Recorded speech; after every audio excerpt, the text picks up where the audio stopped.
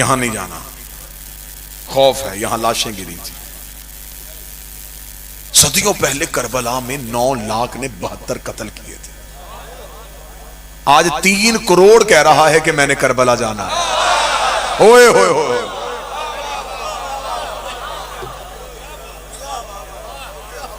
ये सदा तशरीफ फरमा है। मेरी दुआ है कि मेरा मालिक किसी भी साइल को रुके ना, जिसे हुसैन ने बुला लिया वो जरूर जाएगा।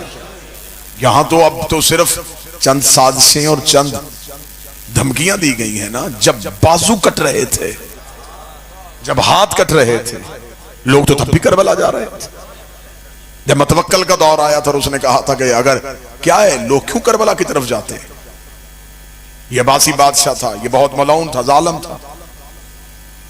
उसे उसके वुज़रा ने बताया कि हुसैन की करबला की ज़ियारत नहीं रुक रही। इसने कहा क्यों नहीं रुक रही? उसने कहा जी हुसैन की आशिकी पड़े। इसने कहा इतना टैक्स लगा दो कि कोई हुसैन की ज़ियारत के लिए जाए ना। मैं सत्र में सैयद आपके लिए पढ़ने लगा हूं, अंदर से यूं तमन्ना तड़पेगी।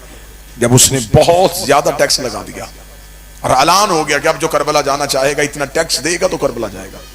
अगले दिन मतवक्कल की मौत हो गई जब उसने देखा कि उसके शहर की सबसे गरीब औरत सबसे पहले आ गई।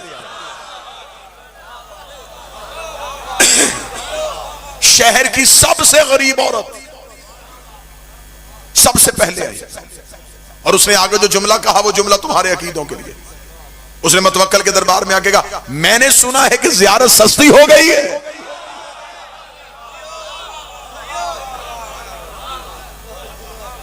उसने कहा बुढ़िया टैक्स लग गया है। उसने यूं ही जल्दी से चादर का पल्लू खोला, खोल के यूं दिनार निकाले, ये पकड़ जाऊं। यूं गिरते हुए दिनार देके मतवक्कल ने कहा तू तो बहुत ज़ईफा गरीब है, तेरा तो कमाने वाला भी कोई नहीं, कहां से लेके आई है? उसने कहा जिसने बुलाया है उसने दिए। आया रात कह के सोई थी हुसैन तेरी ज़ियारत के लिए आना है। ख्वाब में आके उसने कहा चादर उठा।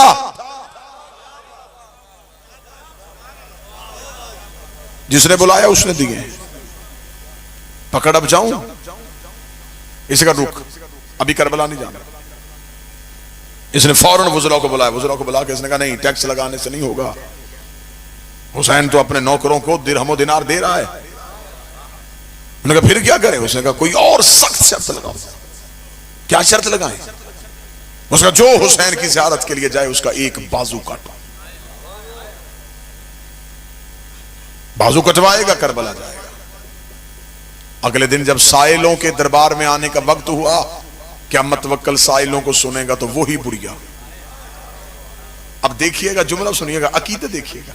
वही बुढ़िया अपना दायां हाथ सर पे रख के मतवक्कल के दरबार में। मतवक्कल ने कहा बुढ़िया अब क्यों आई है? उसने कहा मैंने सुना है ज़ियारत मुफ्त हो गई है।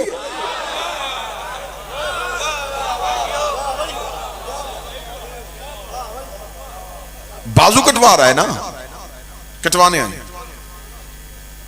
उसने कहा मैंने काटना है, तूने सर पे क्यों रखना है? ओ क्या कहने अली वालों, हुसैन के आशिकों। बुढ़िया देखा दी अब ये मेरा नहीं हुसैन का हो गया है। जो चीज हुसैन की हो जाए वो सर पे रखी जाती है। अब ये बाजू मेरा नहीं है, ये हुसैन का है। जल्दी काट, करबला जाने दे। उसका अभी का भी असूल बदल देते हैं, फिर एक बाजू नहीं दो। बुढ़िया ने कहा दोनों काट। उसका पांव भी कटेंगे। उसका दोनों काट। मतवक्कल ने कहा मैं इसी बुढ़िया को ऐसा इबरत का निशान बना दूंगा, फिर दुनिया कोई ज़ियारत के लिए जाने के लिए सोचेगा भी नहीं। ये बुढ़िया क्या समझती है कि मैं इसके इश्क के आगे हार जाऊंगा? इसने कहा अभी इस बुढ़िया के बाजू भी काटते हैं, इसके पांव भी काटते हैं, फिर देखते हैं ये ज़ियारत के लिए कैसे जाएगी। मतवक्कल अपने महल के बाहर मीनार पे खड़ा हो गया। बुढ़िया के बाजू कटवाए गए। बुढ़िया के पांव कटवाए गए। खुद महल के मीनार पे खड़ा मंजर देख रहा था और उसने अपने सिपाहियों से कहा, धक्का दो बुढ़िया को दरबार से बाहर, अब मैं देखूंगा कटे हुए हाथों से, कटे हुए पांव से चलेगी कैसे, उठेगी कैसे, जाएगी कैसे। जो ही सिपाहियों ने लहू से भरी बुढ़िया को यूं दरबार से बाहर धक्का दिया। मैं तवक्कल मीनार पे देख रहा था, अभी धक्का देके अभी बुढ़िया जमीन पे गिरी नहीं, या एक घोड़े सवार आया, उसने हाथ से बुढ़िया को उठाया, अपने घोड़े के ऊपर बिठाया। बुढ़िया ने जाते जाते मतवक्कल की तरफ देखा, शुक्रिया, पहले चल के जाना था, अब वो लेने आ गए।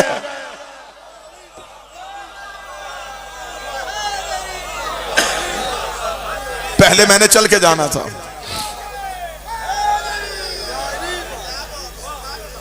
मैंने चल के जाना था, अब वो लेने के लिए आ गए। तेरा शुक्रिया, मैंने तो चलना था। तारीख गवाह है कि जब बॉर्डर सील किया गया था कि जो भी काफिला आएगा एक कत्ल करवाएगा और बाकी जाएंगे।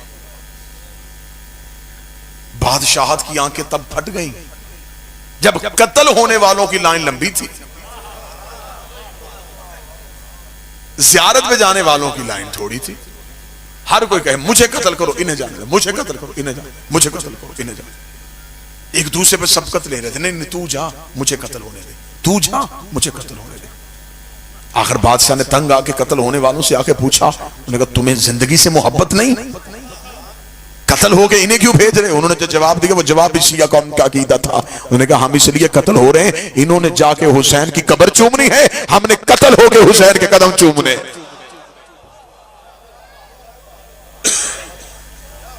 मोहब्बत हुसैन ये है कि हुसैन आज भी करबला में खींच रहा है। अल्लाह ने अपने घर में सिर्फ अमीर बुलाए। जाओ कुरान मिंबर पे लेके आओ, अल्लाह के घर जाने का दावतनामा कुरान से निकालो। खुदा कहता मुस्तती हो तो मेरे घर आना, साहब इस्तात हो तो आना, मकरूज हो ना आना, बेटी ब्याहने वाली है ना आना, गरीब हो ना आना, मजदूर हो ना आना। अमीर खुश खुश अल्लाह के घर की तरफ चले।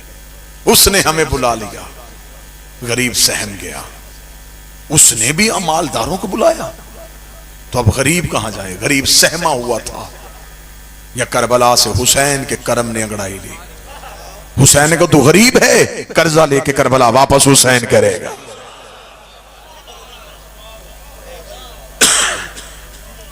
मासूम का फरमान है नमक से खाना खा लेना, करबला की जियारत को तर्क ना करना। नमक से खाना खाओ, करबला जरूर जाना। इमाम ने फरमाया उधार ले लो किसी से, किसी के पांव पड़ जाओ कि मुझे इतना दे दे, मैं एक बार करबला जा सकूं। जब इमाम ने यह जुमला कहा तो सामने बैठा हुआ बंदा रो पड़ा। उसने कहा मौला वापस आके भी तो उसी ने कर्ज उतारना है ना, तो फिर वो मांगेगा कैसे?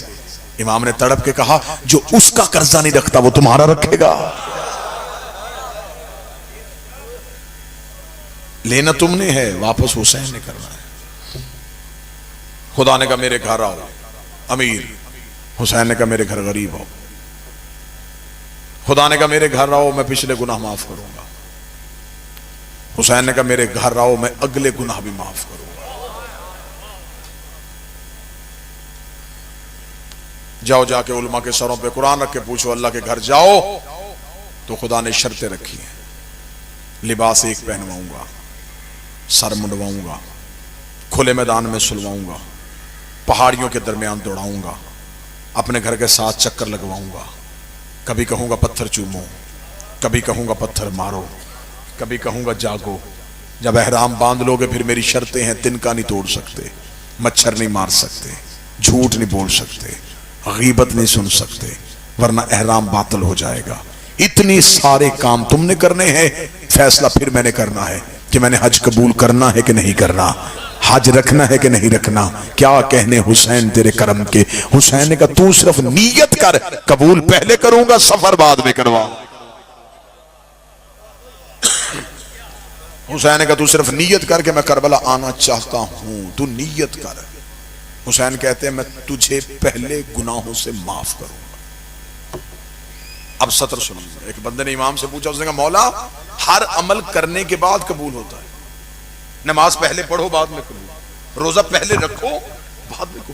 खुदा ने कोई अमल पहले कबूलियत में नहीं लाया, पहले अमल करो फिर कबूल। ये करबला की वाहद ज़ियारत है, ये कबूल पहले अमल बाद में। इरफान वाले बंदे सतर सुनना, पूरी जिंदगी सतर का नशा रखना। इमाम ने फरमाया वाहद कायनात में हुसैन की जर्री है जिसे हाथ लगाने से पहले बदन का मासूम होना जरूरी है।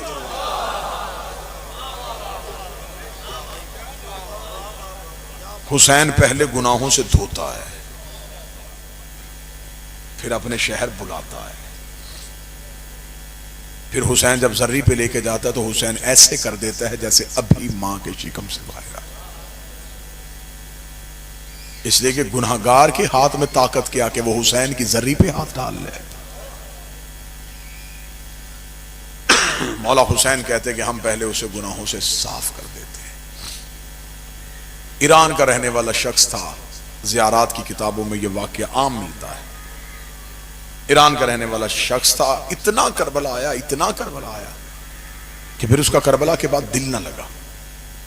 ईरान से अपना सारा कुछ बेच के करबला ही आ गया।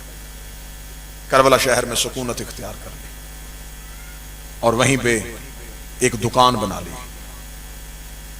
एक दिन कुछ मेहमान मिलने के लिए आए तो उसने मेहमान दुकान पे बिठाए, मुलाजिम को उठाया, उठा के कहा कैसे कर, गोश्त ले घर जा, सौजा को बता के मेरे साथ चंद मेहमान आएंगे, वो घर खाना खाएंगे। मुलाजिम ने गोश्त लिया और गोश्त लेके वो चला गया। शाम को जब घर पहुंचा तो घर पहुंच के उसने बीवी से पूछा खाना तैयार है? उसने कहा नहीं। क्यों? उसने कहा कहां से आज तूने गोश्त लेके भेजा? वो गोश्त तो गल ही नहीं रहा।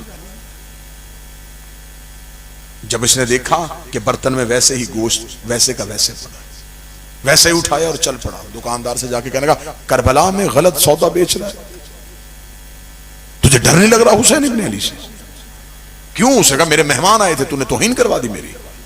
जो गोश्त में तुझसे लेके क्या क्या वो किस चीज का गोश्त था? बासी था, अभी तक तो वो गोश्त पका ही नहीं। इतना कहना था, दुकानदार ने उठा दुकान से बाहर आके हुसैन के हरम की तरफ हाथ करके मेरा हुसैन जामन है, मैंने धोखा नहीं किया। जब उसने कहा ना हुसैन जामन है, चुप हो गया। वापस हुसैन की जरी पे आया, नमाज पढ़ी और नमाज पढ़ के हुसैन की जरी पे बैठ गया। आंखें बंद हो गई। ख्वाब में हुसैन इब्न अली आए। फरमा दुकानदार से जाके माफी मांग, तूने करबला में उसके साथ लहजा सख्त रखा है। तुझे नहीं पता कि हुसैन करबला में किसी को ऊंचा बोलता बर्दाश्त नहीं करता। इसका मौला धोखा किया उसने मेरे साथ। इमाम ने धोखा नहीं किया। जिस मुलाजिम को तूने गोश्त दिया था वो गोश्त लेके मेरे हरम से होके गुजरा था, और जो गोश्त मेरे हरम से गुजर जाए उस पर आग असर नहीं करती। जानवर का गोश्त हुसैन के हरम से गुजर जाए तो उस पे आग हराम हो जाती है। हुसैन फरमाते जो वजूद मेरे शहर में आए उस पे आतिश जहन्नम हराम हो जाती है। करबला ज़ियारत का मतलब सिर्फ जर्री देखना नहीं, हुसैन को मिलना है। अगर कोई जाए और जाके कहे कि ये हुसैन का हरम, वो सरकार अब्बास का हरम, ये जर्री नहीं, फिर वो ज़ियारत नहीं। 10 मुहर्रम 61 हिजरी करबला में शिमर भी हुसैन को देख रहा था, लेकिन जैसे हुर ने देखा, हुर के पास मार्फत थी, हुसैन के कातिल के पास मार्फत नहीं थी। हुसैन कहते मेरे शहर आओ तो फिर मार्फत के साथ आओ। किताब में जुमले ना पड़े होते तो अकील शादी बादशाह हुसैन की कसम में कभी अकील शादी मिंबर पे ना पड़ता। मौला हुसैन फरमाते हैं कि जब मेरा ज़ाहिर मुझे मिलने के लिए करबला में आता है, हुसैन फरमाते उसका सबसे पहले इस्तकबाल करने के लिए शहर से बाहर अब्बास खड़ा होता है। अबुल फजल अब्बास कहते हैं कि हुसैन ने मुझे भेजा है कि मेरा एक मेहमान आ रहा है, और आंख बरस रही है। मेरी दिल से दुआ है इस रूहानी माहौल में अल्लाह हर किसी को करबला बुलाए। मेरा बादशाह हुसैन हर किसी को करबला बुलाए। कोई ऐसा ना हो कि जो माने हुसैन को और हुसैन का शहर ना देखे। एक बार जिंदगी में करबला जरूर जाना। वाकयात इतने हैं कि मैं पढ़ता चला जाऊं, मेरी आंखों के सामने यूं वाकयात गुजरते चले जा रहे हैं, रात बीत जाए। वो जिस गुनहगार को हुसैन मौला अमीर अल मोमिनीन ने कहा था इसे मेरे शहर में दफन न होने देना, और फिर अगली रात अली ने मजावरों से कहा था वो जनाजा आ रहा है, इसका इस्तकबाल करो। मजावरों ने कहा मौला कल आपने कहा था कि इसे दफन नहीं होने देना वादी सलाम में, आज कह रहे हैं कि इसका शहर के बाहर जाके इस्तकबाल करो। अली की आवाज आई, ये बहुत गुनाहगार था, ये शहर मेरे दफन होके अपनी बख्शिश चाहता था, मैं अली से अपने शहर में दफन होते बर्दाश्त नहीं कर सकता था। तो मौला मरने के बाद क्या नेकी की इसने जो आपने माफ कर दिया? फरमाया मरने के बाद नेकी नहीं की, सिर्फ ये हुआ कि जब इसके वर्षा इसका जनाजा लेके नजफ की तरफ आ रहे थे तो रास्ते में तूफान आ गया, करबला की मट्टी इसके कफन पे पड़ गई है। मेरे हुसैन के शहर की मट्टी तूफान के साथ उड़ती हुई इसके कफन पे पड़ गई। इसके कफन पे करबला की खाक का पड़ना था, अल्लाह ने इसके गुनाह माफ कर दिए। अब जाओ इसका इस्तकबाल करो, इसके कफन पे करबला की मट्टी है। यही तो वजह है कि हम अपने मरने वाले के कफन में सजदागार रखते हैं ताकि हुसैन के शहर की याद इसके कफन में साथ जाए। एक बार करबला जरूर जाओ ताकि 70 कदम पे वो मकाम देखो जहां बहन देखती रही है और भाई ज़िबा होता है।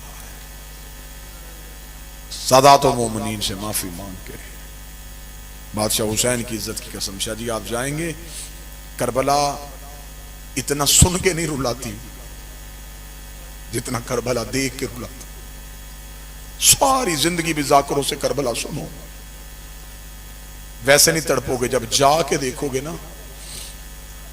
फिर तड़पोगे। अभी तक बहुत से गोशे हैं जो पढ़े ही नहीं गए।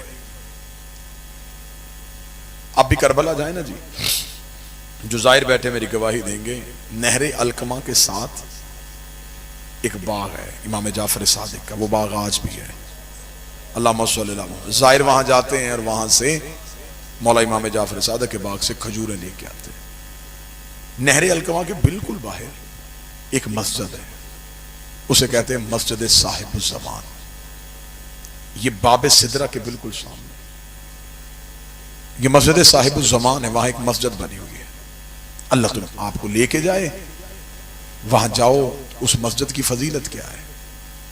उसकी फजीलत में लिखा है कि जब भी मेरा 12वां करबला आता है हर शब जुमा, तो मौला इमाम ज़मा इस मस्जिद में पहले आते हैं, यहां 2 रकत नमाज पढ़ के यहां से नंगे पांव नंगे सर फिर अपने जद हुसैन की जियारत के लिए जाते हैं। शबे जुमा वो मस्जिद खचाखच भरी होती है कि आज मौला ने अपने बाबा की जियारत के लिए आना। यह है पहली फजीलत। अब इस मस्जिद की गुरबत क्या है, यहां मस्जिद बनी क्यों? अब किताबों ने एक रवायत सुनाई है कि जब हुसैन घोड़े से गिरे थे तो यहां गिरे थे।